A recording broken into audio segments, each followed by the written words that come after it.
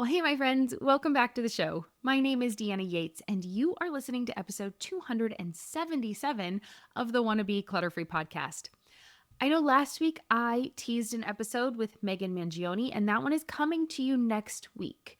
That one's not going away. It's just that my podcast editor had a medical procedure this week and she needed a couple extra days off. So I didn't get that one edited in time. So I'm just swapping it out with my solo one, which is much easier for me to put together by myself without help. So thank you so much for your patience. But this week we are going back to our empowering series. Now, this one is almost over. This is part 9 of 10.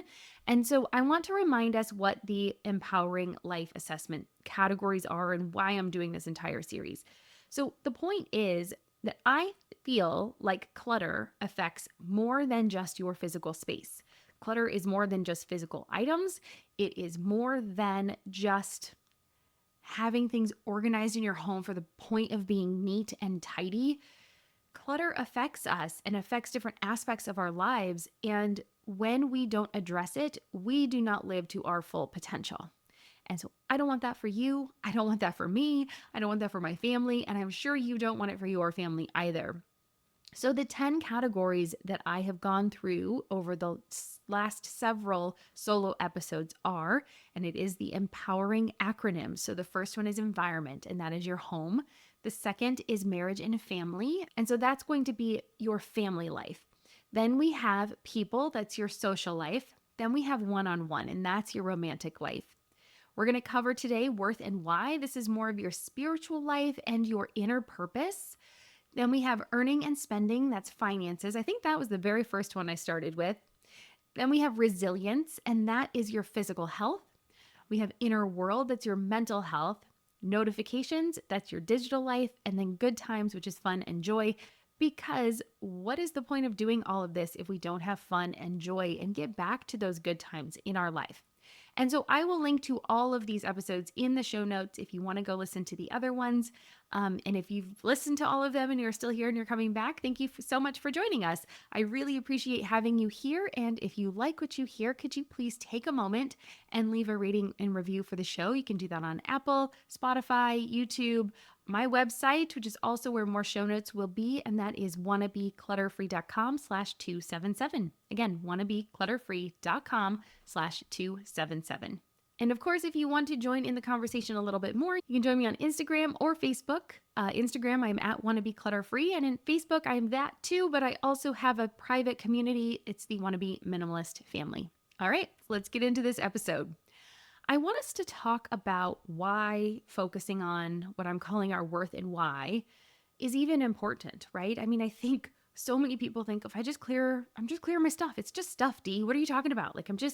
It's just too much stuff. I just have too much clutter. And that is true, but that physical stuff is one, a reflection of what's happening inside, in our minds, in our hearts. And not only is it reflecting it, but it's also affecting it. So it's keeping us from feeling free, feeling like we can meet our full potential. And oftentimes that physical clutter is holding us back. It is a cycle. It's very cyclical. One affects the other. And as you start to clear it, it gets a little bit easier, right? So have you ever seen like a dam that's blocking a river? And you take one thing out of it, you take one stick out or one clump of mud or something out, and the water starts to flow a little more freely. You take more out, more water starts to flow freely, a little bit more out. And then before you know it, it's all cleared. That blockage is cleared and the water is flowing freely. That is kind of how clutter is to your spirit. So your physical clutter and that mental clutter then affects your spirit flowing freely out of you into the world and bringing your true gifts to the people around you, whether that's your immediate family, your friends, your workplace, just your community at large. I know I volunteer in our community a lot. And if I'm not bringing my full self and I am bogged down, I'm not bringing as much joy and presence to that experience. So it's harder for me to have that big impact that I want to have in my life. And if you are religious, this also can become a spiritual barrier for you as well. So it's not just your inner purpose, your inner voice, Actually, your inner purpose is totally different. We'll get there in a second. It's not just that inner voice and your inner self-worth, it also affects your spiritual life, because I know a lot of people feel shame around their clutter and around a home that isn't as clean as they want it to be, because they have had that thought in the back of their mind for so much of their life. And so, if that's you, I just want you to know that we don't have to be perfect. We are human after all. And so it's just about clearing away those blocks and letting your river flow freely. All right. And then when we get to purpose, right? Like our inner purpose and what we feel about ourselves and how we're showing up in the world, there's so much mental blockage that comes when we just aren't clear on who we are and how we want to show up in the world. And as we can clear that away and that river flows and that life force is flowing through us, and we are vibrant and we're energized and we're excited, that's where that purpose starts to become more clear. We might not get it right away, but it's easier to search for it. It's easier to get clear on why you want to be here and who you want to be and how you want to show up when you're not constantly putting yourself down, shaming yourself, and things like that. So that's what this episode is all about. And that is why it's really important to look at this segment. And I've saved it for the end, right?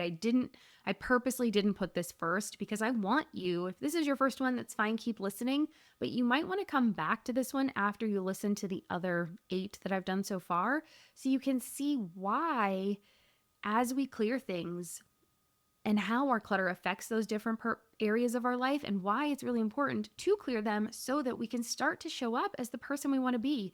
And when we get to this part, now it's starting to feel a little easier, and it's going to be a little bit more pleasurable to go a little bit deeper into, who we are, right? If we're trying to start that first, it's like a tiny little flashlight, like a pen light in a very dark room, if we've never done any of the other work before we get to this part.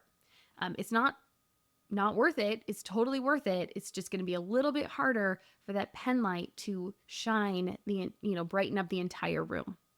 Okay. So when I say worth, again, it's not financial.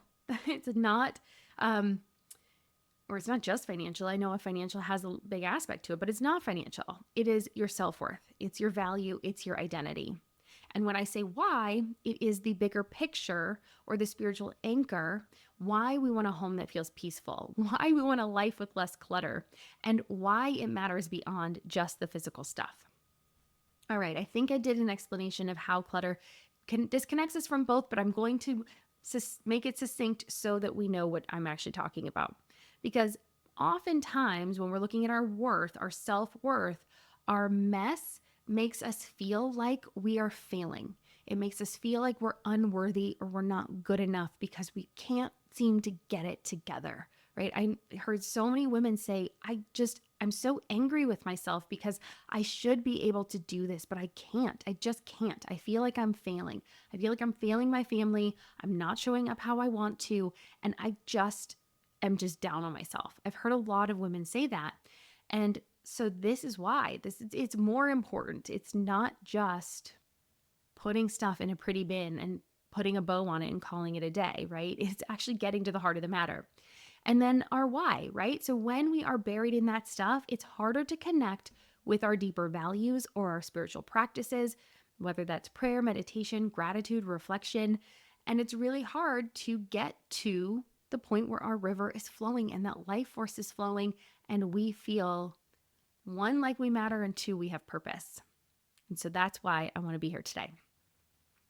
All right, let's take a quick break. And when we come back, I'm going to talk about a personal story about when clutter was weighing on me and how getting rid of it helped. I think you're going to want to hear it.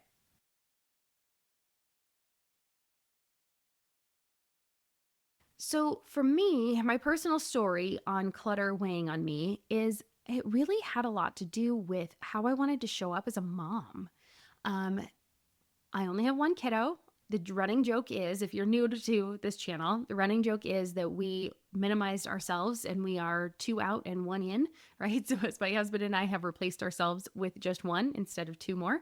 And so it's just the running joke for us. We even decluttered ourselves. But she has been the best thing that's ever happened to me in my life because she's helped show them, like, pull up a mirror to me and be like, hey, how do I want to show up in the world? How do I want to show up for my daughter? When I'm having a tough time, I always think the first thing I think of is how would I give her advice? Because I have realized that the way I talk to myself is not always the nicest. Do you have this too? Do you like put yourself down? Are you like your worst critic? I'm my own worst critic for sure. For sure, for sure. And so in order, and people will tell you like, however you would talk to your best friend, that's how you should talk to yourself. But I have found however I want to speak to my daughter is really how I want to be talking to myself. I want to be that nurturing parent for myself sometimes. And when I feel down on myself, it even just happened today. Before I recorded this podcast, I'm creating some really fun products for all of you, and it's my new effortless home course, and I got some feedback on the product today. And it was very positive feedback, and I was very excited about it, and it made me really elated. And it makes me feel like I'm hitting my purpose, right? Like I'm getting to where I actually feel like I'm putting out the stuff, creating stuff in my life to help others. And that is just lighting me up like no other. It's taken me a long time to get there, though, to feel really confident about what I'm putting out into the world. And it was so funny because as I finished getting that feedback today, I thought of my daughter, and she is brilliant. And sometimes I struggle to see that brilliance in myself, but I definitely can see it in her. And so when I am struggling, that is one thing I try to do. I try to say like, well, if my daughter was doing this thing or showed up the way I showed up, what would I say to her? Would I be proud of her? Because sometimes it's easier to be prouder of her than it is to be proud of my own self, because I always know how many more steps I want to go or how much further I need to go, or I'm always thinking that, right? It's really hard for me to celebrate where I'm at this moment. But I try to think of like, what would I say to her? How would I feel about her in this position? And I would be really proud of her. And I do. I think she's amazing. I think she's wonderful. I think she's brilliant. I think she's kind and sweet and all the things, like all the best parts. And, she's not a teenager yet, so we'll get sassy soon, but she's just a great kid anyway. And so it's been one way that I've been able to change that reflection a little bit and see my inner worth, but being able to let go of the guards and let go of the stuff. I've been decluttering for 10 years, everyone, like a very long time, actually probably longer than that because she's now 12. And so our story was we sold 80 to 90% of what we owned and traveled for 6 months when she was a year. And so she's now 12. So that's 11 years ago. And I recluttered after that. I've gone through a whole clutter journey, clutter, declutter, all the things, figuring out who we are, what we wanted to be, why stuff was all the things it is. And this is what I teach you. This is what I come to you every week on this show about. But, it's been a journey, but letting go of that physical stuff, because that was something that I felt like I grew up with. Like stuff was important and it was expensive and there were lots of thoughts and things around that. So being able to see stuff in a different light and know that I don't need stuff in order to have self-worth. I don't need my stuff to define who I am. So being able to let go of that and really focus in on my inner self has been life-changing. And I want that for you. I want you to be able to light your own self up and then you be the light that's lighting up the room instead of just little pen light that you're just like, don't you see my little light over here? I want you to be this giant, vibrant beam of light. And when you are being your true, authentic self and not defining yourself by your stuff, yes, you're still allowed to have stuff. Yes, I still have stuff. Yes, I still buy stuff. But I try really hard to be very intentional about the things we bring into our home and be very intentional about why we do the things we do and why we choose to do the things we do. And of course, sometimes we backslide. And of course, sometimes we're lazy and we have lazy days and do all the things. And there are moments where I'm like, we didn't get out of the house today. And that is not okay with my spirit. But knowing myself, being able to let go of my stuff and see the reflection on, or just my relationship with that over time has been so amazing. And that is what I want for you. All right. So I want to look at this clutter and self-worth connection, okay? I think there's 3 key points that we need to look at so that you can start to put your stuff in the right mindset, so that you can start to detach your stuff from yourself and really start to hone in on your uniqueness. So, number 1, clutter reinforces negative self-talk. Remember how I was telling you how I hear so many women in my world say, like, I should be able to manage this. It gets them into a shame spiral. You start up here and it's like a toilet bowl going down, right? Like, I should be able to manage my house. Why is my countertop so dirty? I should be able to be on top of our mail. Oh my gosh, I missed a bill because my mail was so just out of control and that pile is so crazy and I just feel so ashamed. I'm a terrible mother. How many times have we done that? We've equated our ability to manage our stuff with our motherhood and our parenting skills. They are not the same. Those two do not go hand in hand. I'm a terrible wife. I didn't show up, or all these things, right? And so many times I laugh because I've been there. Like, I have done that too. I've gone through this moment. But once we start to say, hey, this stuff over here is not the same as this activity or action over here. Me being a good parent is totally different than being able to declutter that drawer while I'm cooking dinner, okay? So they definitely are different. And I want us to make sure that we can see those two, because clutter is reinforcing that negative self-talk. And so as we can start to declutter, it will start to separate those two things, right? That stuff becomes evidence against our worth. Every time we walk in, I have a reel this week that just said, like, if you feel like every time you walk in your house, you have this face, okay, what am I doing here? And you're just exhausted the moment you walk in the door, we can fix it. We can take small steps, take 10 minutes a day. It does not have to define you. You are more powerful than the stuff in your home, okay? When we have too much stuff, it does start to become evidence against our worth, right? It starts to pile up. It makes us feel bad. And that's the threshold of clutter, right? Like, stuff is not in and of itself bad. It does not, it's very neutral. It doesn't have a positive, it doesn't have a negative emotion to it or connotation. It's when it's too much for you, that's when it starts to become overwhelming. That's when all these negative mindsets start to come up. So you just have to figure out, okay, would it be okay? Like, let's take the walking in the door example. Would it be okay if the shoes were here, but they were contained?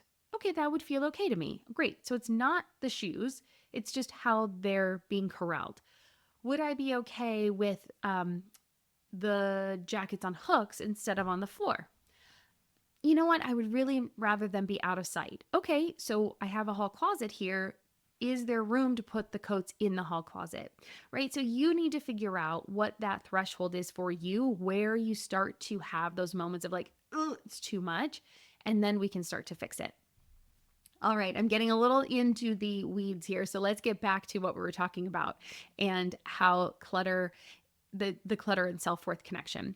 So number 2, clutter is going to crowd out your spiritual connection. Physical chaos makes it harder to quiet your mind or connect with your faith, your values, or your inner peace. It just does, right? So instead of reflecting, we are reacting. So what happens is, instead of having that quiet moment and being able to just sit, I'm into meditation. So when my world around me, my physical world is cluttered, those are the thoughts that pop up that I have to kind of quiet in the moment when I am meditating. Instead of being able to feel like I'm receiving more good and more positive messages, my house is a mess, I'm sitting there meditating, going, okay, after this, I've got it. No, okay, go away, quiet. Okay, after this, I've got to, okay, get the kitchen counter is kind of a mess. Or, oh, I didn't get the dishes put away. Or I didn't, whatever, blah, blah, blah, blah. Right? And I have to like tell myself to quiet that and move on. When I am decluttered and the house is put away and I've, gone through all the routines that I've set up and created, and I get my home actually clean in 20 minutes a day, and it makes it really simple, it is easier for me to sit down and have that quiet moment. So if you're into devotionals, I had a client who was super into devotionals. She would do devotionals every day, and her clutter was distracting her from that moment because she was constantly trying to do the decluttering, right? She would get caught up in trying to clean the house or keep things tidy and would put off the devotion work, which she really, really wanted to get back to. So by saying, okay, we're going to put in some boundaries, we're going to teach you the decluttering aspects, we're going to, set these right routines in place so you're not spinning your wheels, you're not recreating everything from the start every single day. You come into your, room or your home or whatever, you wake up, we're going to give you some boundaries, and now you have the time in your schedule to sit down and do those devotionals that you wanted to do, and your mind is free, and you are being able to bring your full self to that practice instead of splitting your personality and being halfway over here tidying up and cleaning up and in that shame spiral, and half of you here trying to be spiritual and like really, feed your soul, and half of you is not there, right? So that is why it's a problem. And so instead of reflecting and receiving and being present, you are reacting and thinking and analyzing. So that is why we've got to get rid of that clutter. And then number 3, decluttering becomes an act of reclaiming your worth. So I know, so many of you listening have guilt around decluttering because you've spent a lot of money on things, or it's a gift, or you put a lot of time and effort into it, or it's a part of your past that you're like kind of sad to let go of. I know, decluttering is not easy. It's simple, but it is not easy, right? The idea of saying like, okay, we're going to take the stuff we don't use, love, need, and we're going to get rid of it. A super simple concept, but in practice, it is hard because we are emotionally attached to these things. We have a lot of guilt and other just ideas, and our self-worth is wrapped up a lot of times in our items. And so by decluttering, though, we can sit with each decision and we can make a purposeful declaration that says, I am not defined by my stuff, right? I was talking about that earlier, right? About how that was something that I had to get over, right? I had to let go of the stuff being the thing that gave my life worth, and myself being enough, and like seeing the human I created and have raised and is amazing, and like seeing myself reflected in her and being able to say like, oh, that is in me too. And that has been able to really help me move past a lot of this. So know that every little step you make is a little bit more. Like go back to that river idea concept at the beginning, where that dam, the river is blocked by this dam of stuff, and you are just all this debris, and we're just going to clear a little bit at a time. And before you know it, those floodgates open and the river is flowing, and it's doing a lot of the work for you, right? So that first thing that you remove, it's going to be hard. It's going to be sweaty. You are going to be just like really working to pull that first piece out, unless you start small, which is very smart. I always recommend start small. But if you're like, okay, I do it, even that first piece, that first small piece can be hard. But as you keep going, as you keep pulling those things out, right, that river, that flow is going to help you. And all of that momentum is going to make it easier and easier and easier. So letting go is going to create space for connection, for gratitude, and for intentional living, which is, I think, what we're really all after, that inner peace that we want, the peace in our home, the peace that exudes from us into the rest of the world and helps us bring our full authentic selves into everything we do. All right, we're going to take one more quick break. And when we come back, we're going to talk about some practical guidance and mindset shifts that we can take. And then I'm, of course, going to leave you with some actionable steps.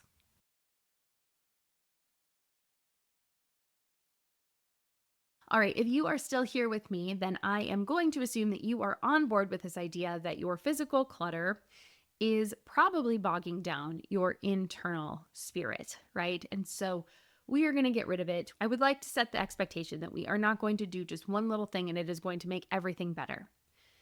It will be easier, but it's not going to be just one magic pill. But I do want you to ask yourself, what does my clutter say about my self worth right now? I want you to reflect on why you want a clutter free space.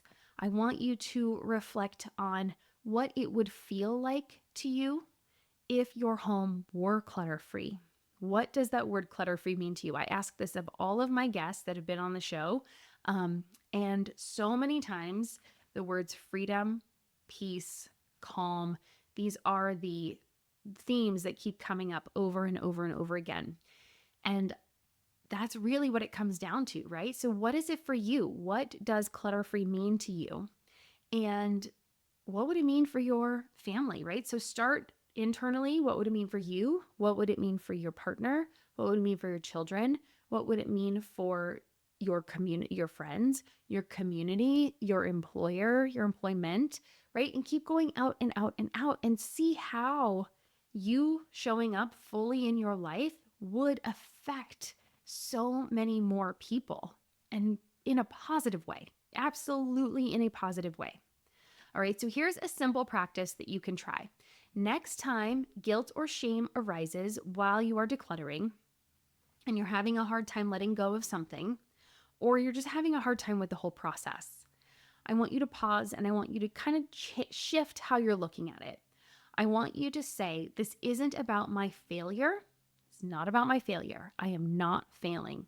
It's about aligning my environment, my home, with my worth and my values, right?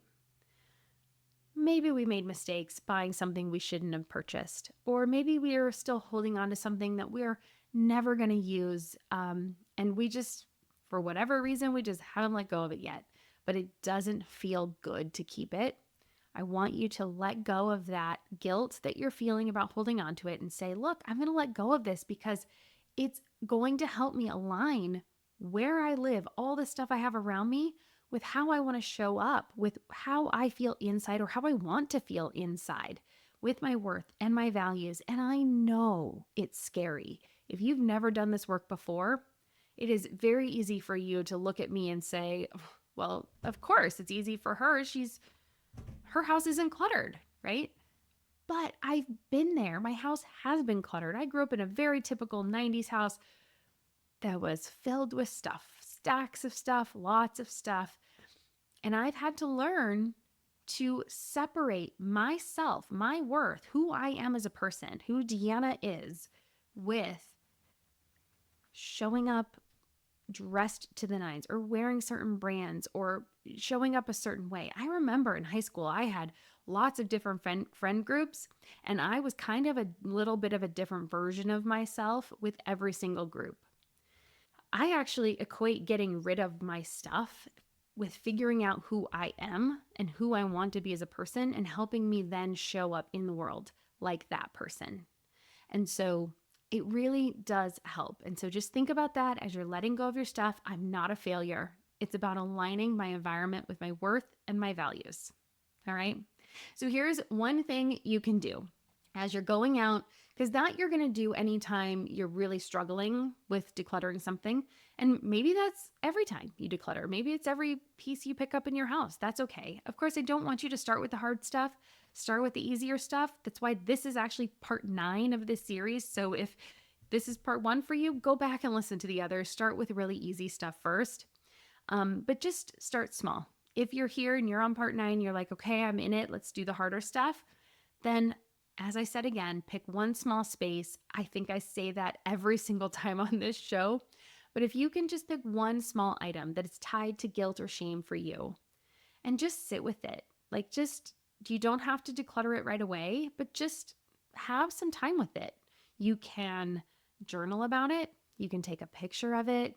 You can, just kind of put it on your desk and look at it if it's small enough, or, put it somewhere where you see it, just so you get kind of used to having that little interaction with it regularly, and you can kind of then start to, through exposure therapy, which it's not really exposure therapy, I'm not a therapist, but through repeated exposure to that thing, you can start to create a little emotional barrier for yourself. Sometimes as we hide things away, they become more important to us or more mysterious. And the more allure they have around them, the harder it is for us to face them. So if you just bring this thing out and it's someplace that you can look at it often, you can reference back to it, you can, journal about it and write down your feelings. And if it's something that's really difficult, that's okay. It might take you a little bit of time. This might not be a one journal entry kind of a thing. It might be a few journal entries. It might have a lot to do with other relationships in your life and, a lot of the buildup and emotional connection that is there. So just take your time with it, but I do want you to sit with it and really work through it. Be strong enough to know that you can do that for yourself. Okay, so instead of holding on to it though, out of guilt, once you've gone through this process of decluttering it and it's going to start to get a little bit easier, then it's going to be time for you to let it go. And you're going to know when that moment is right. But please don't shy away from this. I'm giving you the hard assignment. You're here. You made it to part 9. This is the hard stuff. But I want you really to work through it and give yourself a moment to sit with it and be okay with it. And maybe it'll take you a week. Maybe it'll take a month. That's okay. There is no correct timeline. There's no right or wrong. This is whatever works for you. But I think you will feel such a weight lifted if it's something that you really don't deep down want to keep, right? If it's holding you back spiritually, emotionally, and really kind of bogging down your inner spirit, then it is something you should declutter. If it's something you love, then obviously we're keeping that. We don't have to journal about the things we love, although it is fun because then that gives you a little bit of a pick-me-up. So you can do that too. But if it's something that you're trying to let go of, that's what this assignment is, then the goal is to get to the point where you can let it go. And it's still probably going to be a little scary when you do, and that's okay. I don't want you to think that just because you're journaling about something, you're going to just be like, okay, great, drop it off, and I feel fine. There's still probably going to be a little bit of a, ooh, am I really ready for this? I don't know. But I'm going to go ahead and tell you that you are. You are stronger than that thing. You as a human are stronger than that physical thing in your life. Okay? So that's my advice for you this week with some assignments to help you move through these things. All right, so it wraps up for this week. I hope you enjoyed this conversation, and I hope you're able to start moving into that idea that your worth is not defined by the things you have in your life and in your home.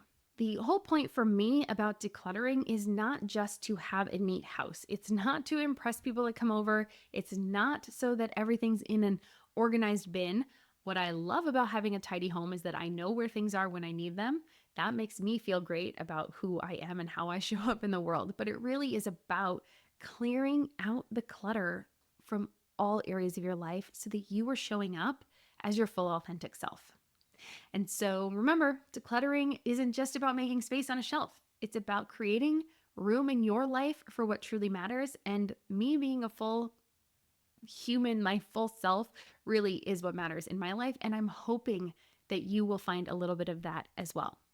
All right, so remember next week, we are going to have that episode with Maggie about her book, Giving Clutter the Middle Finger. It was a very fun conversation. She's a Spitfire. You're going to love it. So make sure you join us next week for a little bit more of a lighthearted conversation and just chat about how we can help just use a little bit of that fed up energy to just really motivate us to take action. Until then, let's keep taking those small steps to a calmer, more clutter-free life. I cannot wait to hear how this works for you. I know you've got this. You can do anything you set your mind to. All right, my name's Deanna Yates, and you've been listening to Wanna Be Clutter-Free. I'll see you next week. Cheers.